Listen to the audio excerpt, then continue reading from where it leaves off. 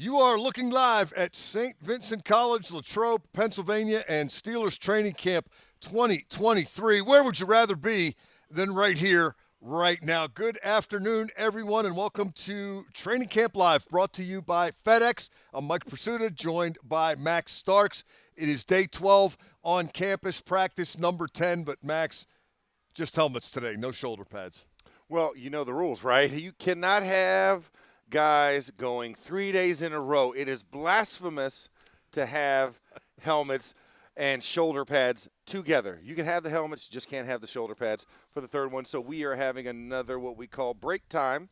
And, of course, tomorrow being a day off for the Steelers, their second one of camp. So a nice, easy transition into the off day tomorrow. I like that word, blasphemous, very appropriate Yes. given our surroundings here. Yeah, you know, I tried to channel, Sunday. You want to channel some of the old religious phrases, and I felt like that was a good one. That was a good one for today. Well, they had the pads on yesterday, and one of the things that really got my attention is where we're going to start today, Max, because people sometimes wonder, if you're out watching a game and something goofy happens, a taunting penalty or a clear rules violation, people say, don't they go over that? How can they let that happen? Well, they go over it, and they go over everything. And to illustrate that point, I want to take you back to yesterday. Backs on backers. Now, it's Jaylen Warren against Landon Roberts. And people might remember that Jaylen Warren, that's how he made his initial mark in Mike Tomlin's eyes with the way he attacked backs on backers last year. So it's a big drill for Warren, and Mike Tomlin apparently wanted to see a lot out of Jaylen Warren in this drill because before the rep, Tomlin was whispering some things into his ear, and then he gave Warren a little slap on the back of the helmet. You know, nothing concussion-inducing, but kind of, hey, let's go. I want to see what you got here. So Jaylen Warren gets the better of a Landon Roberts, who the first time they did this drill was destroying people. Yes. And then on the second rep, Jaylen Warren decleated Landon Roberts. Tremendous block. Got under him, knocked him on his back, and then kind of stood over him and, gave him a little exclamation point with the gesturing. And that's when Mike Tomlin stepped in and kind of brought both sides, the offense and defense, into a little circle and said, let's talk for a minute. You can't stand over the body. We compete, but it's all here. And he's pointing to the side of his head with his index finger. Like, you can think I just destroyed you, I just blew you up, but you can't try to let everybody in the stadium know that's what you're thinking. Tomlin added, good rep, but you can't do that. And Max, a great example to me that he's letting these guys know taunting is against the rules. Yes. You never miss an opportunity to teach. And that's the one thing I love about Mike Tomlin. He's not only going to challenge you physically, he's going to challenge you mentally and emotionally, because this game is built off of emotion. It's built off of passion and the desire to compete and the desire to show off when you win at that competition. But, having the opportunity to bring guys together and have a coaching point / coachable moment for these guys, it's a great illustration of how he's always thinking about these things. He's always trying to get the best out of you, but he's also trying to get the best out of you mentally, the best out of you emotionally, as well as the physical aspects that this game demands. And that's a great, showing. And I think he does that in a lot of different ways, even with some of the penalties, like, in 7 shots, right? He looks to the referee like, hey, what was that penalty? Okay, is everybody good with that? This is counting that way. He's like, this is what happens in a game. I'm not making this anything new, but we need to also honor the rules within this game. It's not whatever it takes to win a rep. You have to do it within the limits and the confinements of this game. And it's a great example you bring up regarding 7 shots because it happens all day. Now, I brought this particular moment up because it happened right in front of me, and I was standing in front of a whole bunch of fans. They're down on the field. You can hear this stuff on the hillside. We can hear it up here half the time. Yeah. 2-minute situation. Pass under pressure, whatever drill they're doing, he is coaching somebody at something, and they are going over something. You played this game a long time. Did you ever go into a season and then something came up and you thought, oh, gee, that's news to me. We never went over this.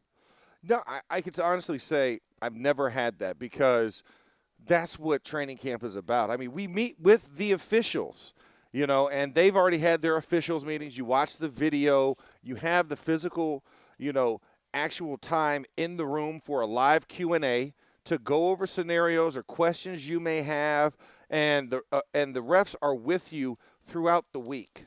So they've had the refs here for like the last 4 or 5 days, and you get to go say, hey, side judge person, why are you saying this? What are you looking for, like for me as a tackle, right? When I need to be up on the line of scrimmage, what are you staring at? Is it my shoulder? Is it my helmet? What are you looking at for me to break the belt line of the center to know that I'm on side? Because I'm always looking for my leverage angle, and you have that. And then, of course, with Coach Tomlin, anytime he can teach it, he's going to either live in the moment, like you were talking about with backs on backers, or when we watch film later that night or the next day, he will actually stop and he will go through talking about those situations. So every detail is always covered and no detail too small for him. Now, there might be some things, correct me if I'm wrong, but maybe some stuff that they're going to go over this week won't come up again until November. But it's been covered. Yes. And it's kind of like college, since we're on a college campus. You take that class and you're taking notes in week 2 of the semester. You may not hear about that stuff again, but that doesn't mean it's not going to be on the final exam. So you better be responsible and you have access to the information. Now you have to absorb the information. And really, to borrow a line from Jerry Seinfeld, that is the most important part. Yeah, yeah. I mean, that is exactly it. You rep these situations out here not for the immediate future, not for preseason game 1 against Tampa Bay Buccaneers. You rep it for Week 17 against the Baltimore Ravens, where you might not have remembered it, but it better be in your mind, and you better know what to do when that situation comes up. And you always want to make sure you're going through situational football stuff at all times to rehearse. And because I talked to Ike Taylor, right? And Ike said, I was like, why do we do this wide receiver stalk drill? Because it's not something you're really going to get into that deep as a receiver. He said, Max. Now, the stalk drill involves? Yeah, involves a defensive back and a wide receiver, and the wide receiver's blocking on the edge to keep the lane open if a running back bounces to the outside. He said, Max, he's like, that's for the playoffs. He's like, if you get late in the year in an open field stadium like Acrisure Stadium is, guess what you're going to do more than you're going to do with the other? You're going to run the ball more than you're going to pass it. These wide receivers need to practice this now so that it's cemented in their mind come January. That's a great example. And if you come out here, you can hear this stuff being talked about by coaches and players. You can see it unfold. And speaking of observations, I'm not the only guy out here, Max, that is coming up with some observations. Okay, A guy by the name of Daniel Jeremiah was out here yesterday. Fans probably know Daniel from his work on the NFL Network or the Move the Sticks podcast. Daniel does a great job getting neck deep into the draft prep every year. And if you're watching this show, chances are you're pretty interested in getting neck deep into the draft prep. So he was out here and he tweeted some things that he noticed from his visit to St. Vincent College. Number 1, Mike Tomlin is a stud. He brings energy/juice. Everything is a competition. He's constantly teaching and challenging. Not news to us, but that's something that stands out to Jeremiah as a guy who goes to a lot of camps. And, all camps are not created equal, are they, Max? No, they are not. Every camp is completely different. And as a guy who's been in about 4 different training camps in my lifetime, this is a very unique one. Not only in the environment, because only 7 teams now actually leave their training facilities to have training camp, and the Steelers have been doing so for almost 60 years here up at St. Vincent's in Latrobe, Pennsylvania. But how these coaches go about their process, and when you think of having literally 3 coaches for the better part of almost 60 years, that also speaks to the testament that these coaches are doing something correct. They're doing something to make sure these guys are prepared for any situation. And Mike Tomlin is the puppet master when it comes to that. That's why you hear, those comments you made, because he's in that drill. He's actually crafting the matchups for the backs on backers.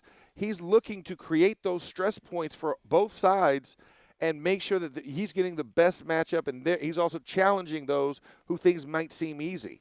And that's not by accident. When he comes to one-on-one pass rush the first day, he does the same exact thing. Who do I want to see as a head coach you match up against? And he crafts those matchups as well as looking through the entire flow of practice. He wants a consistent competitive flow at every state, even when you're going through, special teams drills that aren't really full speed like they used to be. but he knows that he's bringing a team drill right after that. And maybe it's pass under pressure. Maybe it's a third down special cat where the DBs have to run. He's like, I want to see these DBs run and have to recover and get back into it. And the pass rush is what it is. You're getting 12 straight pass rush plays.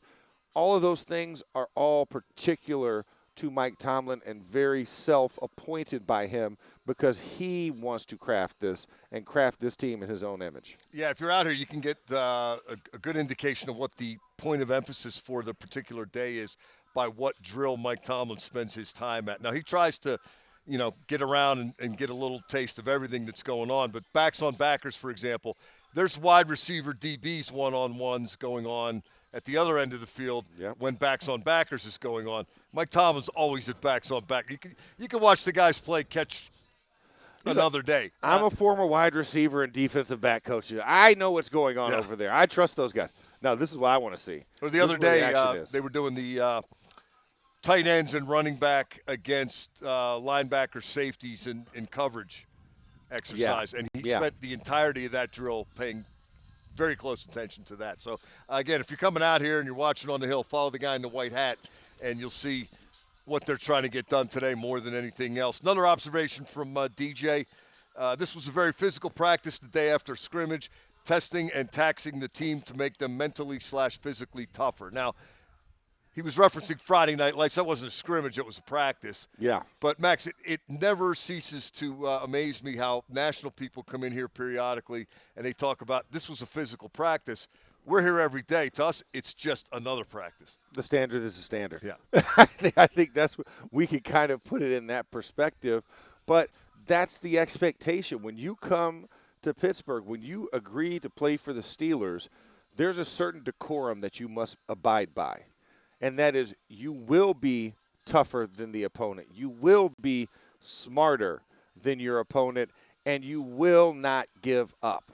Those are axioms that Mike Tomlin looks for, and he expects all of his players to embody those axioms. And a tough practice here is, like you said, just another day at training camp. But for a lot of places, they don't do that. They don't challenge their players enough in the preseason. Yeah, the pads just don't come on here so you get used to running around wearing a set of shoulder pads. Yeah, you get used to the weight. They are actually put to use. Yes, and he's going to make them clap. Yeah, their function is obvious, and the Steelers take full advantage. Observation number 3 via Twitter from Daniel Jeremiah.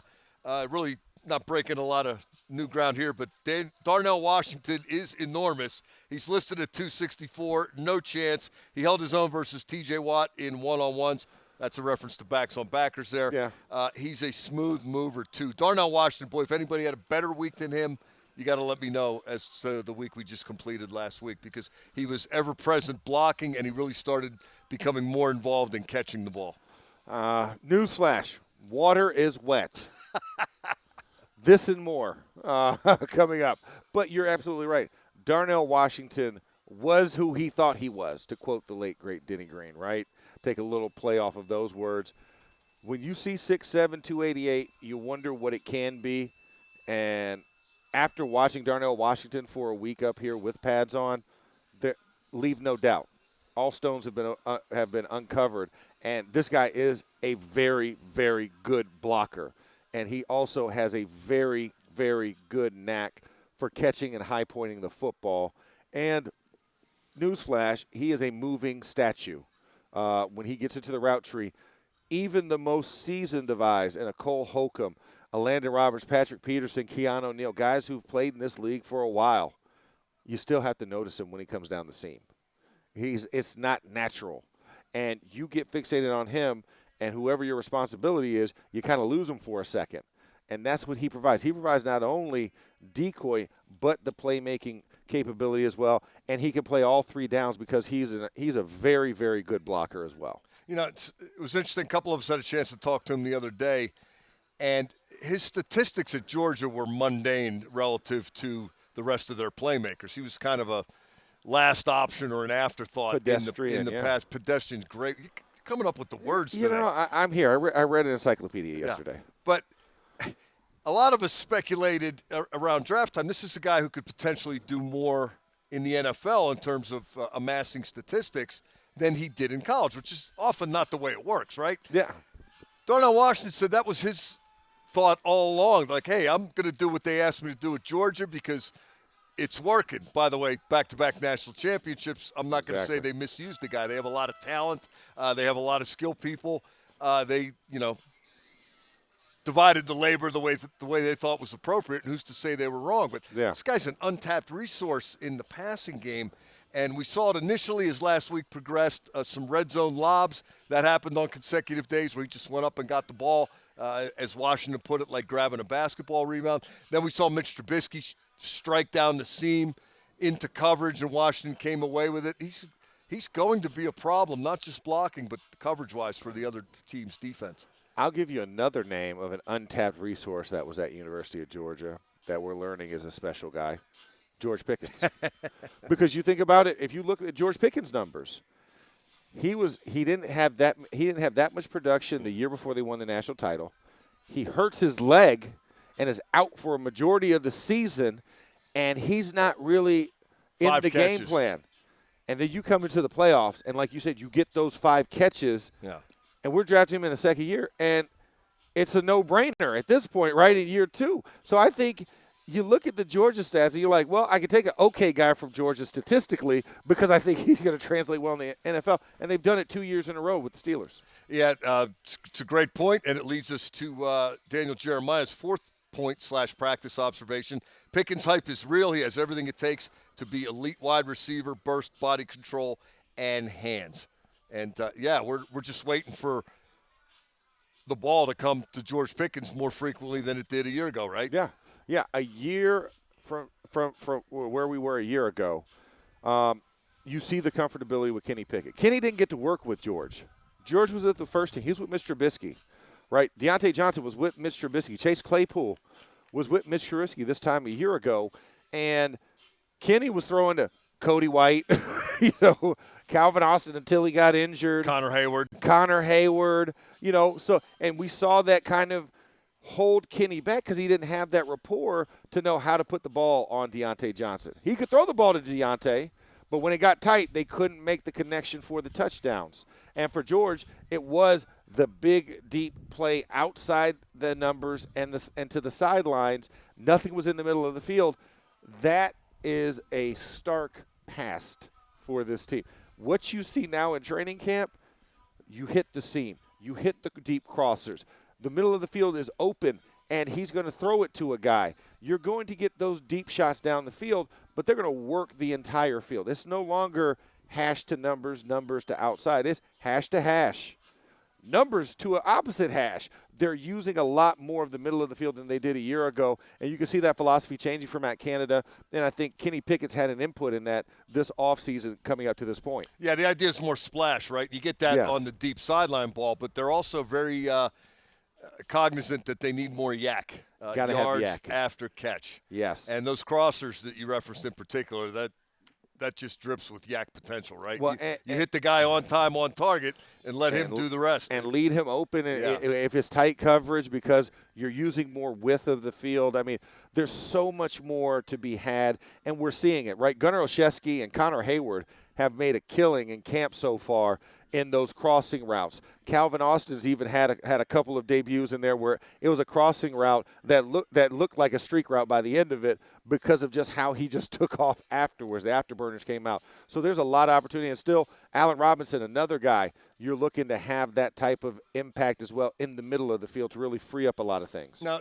the reason you're reluctant to throw those when you have inexperienced people, the accuracy you're not maybe sold on, and that's where interceptions happen. And also, if a smart young safety decides he's going to diagnose the play and he's right, you can blow a guy up pretty easy when he's running over the middle towards you as opposed to when he's running down the sideline away from you. Yes, and that's where that's where as a receiver or the unsuspecting combatant in this, you hope your quarterback does not throw you into a concussion. Yeah. I mean, you can still tackle the guy. You can't tackle him. You can't do what you used to do, but there can be ramifications for that are bad. Yeah. Ribsus exodus. If you hit a guy in the ribs just right. You don't want that. Last but not least, regarding Daniel Jeremiah's 5 takes from his visit here to St. Vincent College, Kenny Pickett is thinking fast and looks very confident. He has some Burrow traits. he'll take a big leap in year 2. Daniel Jeremiah not elaborating on the Burrow traits because, hey, it's Twitter or X or whatever they're calling it. You only have so many characters. Yes. But what do you think he's referencing there? I think probably the leadership, the toughness. The Joe Cool stuff. Yeah, the Joe Cool stuff, the intangibles. High threshold for not panicking. Yes, exactly. And I think that's what you see a lot of in Kenny. And also it's an older quarterback that's a young guy, like a Joe Burrow, right? I mean, Joe had to switch schools to do it. Kenny just stayed some extra years in school, right? Van Wilder style. And you got some maturity in the process. And I think all those things translate very well because, there's a lot to be said for those guys that have those 1 year, flash in the pan type of years, and then you get drafted in the first round. To reference, Mitch Trubisky was one of those guys, right? Kyler Murray, Baker Mayfield, those 1 year phenoms, Johnny Manziel's of the world, and you're like, oh my gosh, they're going to translate well, and then they don't have the staying power. But then there's something to be said for a guy who stays 2, 3, 4 years, has been a starter for multiple years on a team. 5, 6, 7, 8. 5, 6, 7, 8. Who do we appreciate? KP 8. But that's a lot of it. What I think really translate into the leadership that a quarterback can gain earlier than a lot of other quarterbacks from other systems. Yeah, ask Kenny Pickett right at the outset of training camp if he felt like he was going to have more input, if he would be more free to call audibles or decide what play they were going to run during a break when those situations occurred. Now, he definitely, with the poise of a veteran, avoided the audible thing entirely, but he did say and emphasize that he's already had more say because the offseason process, Kenny Pickett said he was involved in that. And what do I like? What do I don't like? What do the other quarterbacks like? What don't they like? How are they going to proceed based off of what worked last year, what didn't work last year, what they learned? So he thinks he's a lot more involved and has a lot more sway over the way this offense is going to be run. I'd have to trust him on that. Yeah, you have to trust it. And let's face it, quarterbacks are getting a lot more responsibility a lot sooner than in the past because coaches realize it's a shorter pressure cooker for me to get things done. So why am I going to fight what a guy's good at or what he wants to do versus what I think he should do? Because his skill set and his desire ultimately wins out in a play. Like you could tell when, just like anything else. If I ask you what's your favorite food, your eyes light up. I ask you what's your least favorite food, you're like, eh. So why would you continually do something like, why would I continue to feed you liver and onions if you don't like liver and onions and you like steak and frites? I'm going to keep if I'm the coordinator or the chef, so to speak, I'm going to put your favorite on the menu more than I'm going to put your least favorite on the menu. Can't put it any better than that. I mean, yeah, everybody just got that point. Yeah. That's tuned in today. I'll tell you what I'm seeing from Pickett. You can agree or disagree or maybe enlighten me as to what you've seen that I haven't. I think his accuracy has been phenomenal in terms of where he's placing the ball. I really like his decision-making. I think it's quicker than it was a year ago. One thing that's got me scratching my head a little bit, they keep trying those fades in 7 shots, and last year that's kind of where he started really getting some notice and attention because he was dropping the ball in the bucket. The fade is let's just say they need to keep working on that for the time being. But other than that, when he's under pressure, he's like every other quarterback. You got to run and try to make up something out of nothing. But in 7 shots in particular, when there's no rush, he's killing it out there, isn't he? Yeah, I mean, his accuracy. Which he should. I mean, that's a quarterback-receiver drill. But that is they their drill. Look very sharp in 7 shots. And he's learning how his receivers like the ball.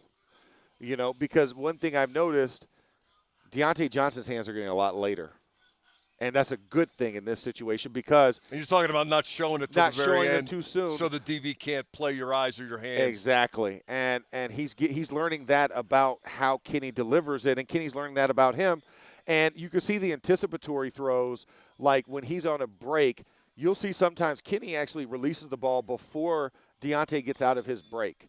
And he can boom, hit it right as soon as he turns around, and there's a natural synergy there. With George, he knows with George, if I'm going to err on the side of high and outside if the coverage is tight. Which is where they're missing, by the way. Yeah, exactly. On the fades and the lobs. On the fades in the end zone, but down the field is the perfect thing. So that's where you kind of have to work on when we're shortening that route. because you have the 12th guy to deal with in the red zone versus you don't have to deal with that in the middle of the field.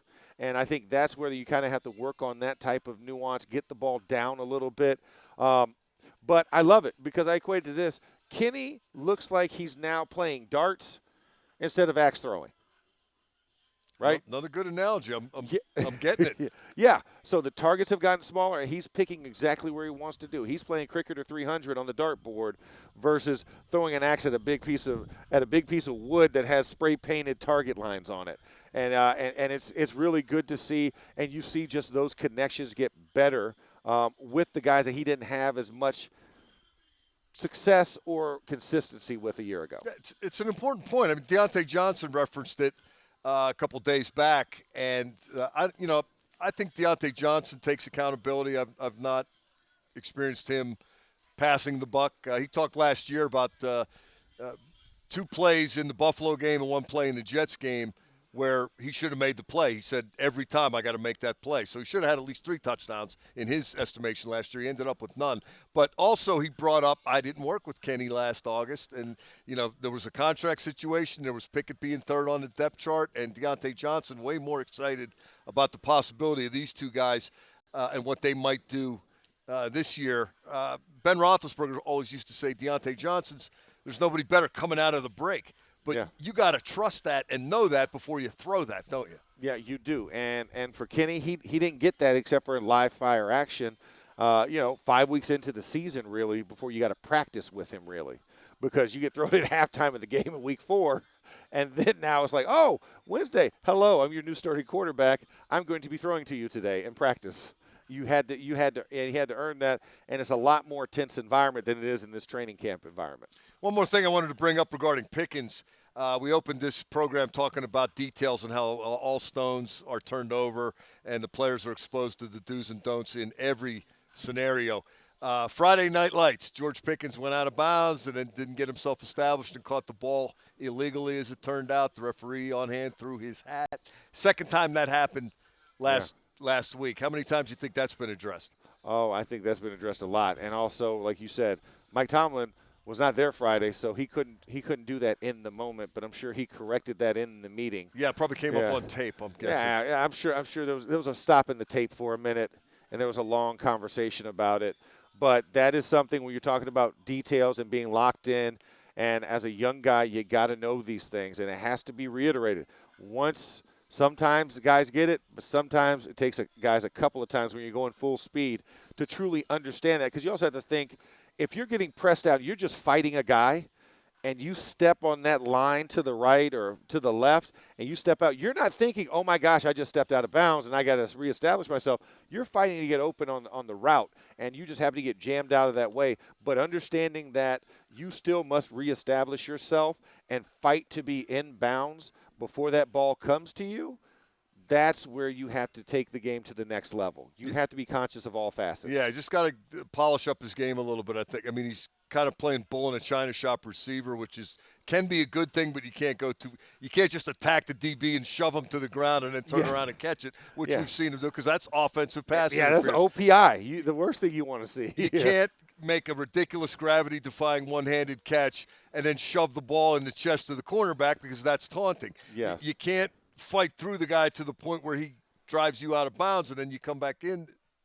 Yeah. Got to reestablish. So all learning opportunities and coaching opportunities that we're seeing out here at St. Vincent College. Max, before we get out of here, I wanted to get your thoughts, because you and I haven't talked about this yet. Kendrick Green's novelty act at Friday Night Lights, playing a little fullback blocking, even catching a pass. They did it again yesterday. I mean, Kendrick Green's kind of not getting too excited about anything just yet, but they're trying this for a reason, aren't they? Once is an accident, twice is a habit. And I see habits being created on the field with 5-3 as that fullback, H-back / Patrick Ricard, because he's the only iteration we have in the NFL and happens to play for Baltimore, a 300-pound fullback type that is explosive, light on his feet, and has soft hands for catching, whether it's for decoy routes only. The threat is there, and he's shown that he can actually do it. And it's 2 days in a row, and I'll tell you what, Toby Ndukwe does not want to see number 53 anytime soon in the future. I'm sure he's checking at night in his closet for 53 because he has been the two trains on the track and the train that gets dislodged from the track for the last 2 days when Kendrick Green has pulled around the edge. I mean, it's only a handful of snaps both days, but it has gone really well, hasn't it? Yeah, it's been effective. I mean, I would say 6 for 6. Of the 6 snaps we've seen, 3 on Friday nights and then 3 on Saturday, all 6 of them have been excellent and executed. Kendrick Green has caught the ball twice in those opportunities, and he's gained more yardage from the first time to the second time, and he shows body balance and awareness and ball security. I think this is potentially game-changing for Kendrick Green because, you got to have that flexibility on the offensive line if you're going to be a backup. If you're interior, you got to be able to play center and both guards, right, if you want to get ahead on game day. Exactly. I don't know that Kendrick was in position to be that guy, but you want to say I can back up at center? Oh, yeah, and I can also be the fullback on 3rd and 1 or 4th and 1. And they don't have another one of those. I mean, Connor Hayward's probably going to line up in the backfield a lot, but you're not going to be running a blast with Connor Hayward leading Najee Harris into the hole. But this is an intriguing tweak or experiment. I'm not sure what we call it yet, but I want to see a little more of it. Yeah, no, I'm excited for it. And I've actually seen Connor Hayward start to take some snaps at running back in certain situations. So imagine you get a jumbo short yardage situation. Which he's done. Yeah, which he's done. But a jumbo short yardage where you got Darnell Washington, Pat Fryermuth, and Kendrick Green, and Connor Hayward in the backfield. Yeah, I'm all for offensive creativity. I'm also all for lining up and just moving the pile. Smashing people's faces in. Here, the ball's going right here. Here's the gap. Here's the guy who's getting it. Here's the guy who's leading. You know I love that. Go ahead and try to stop it. Yeah. Sometimes I dare you. Sometimes that gets you a little more than just the first down or the touchdown, too. It does. And also, you take a soul or two in the process. Nothing wrong with that. Hey, that's going to do it for us in terms of Training Camp Live. I want to remind everyone who tuned in.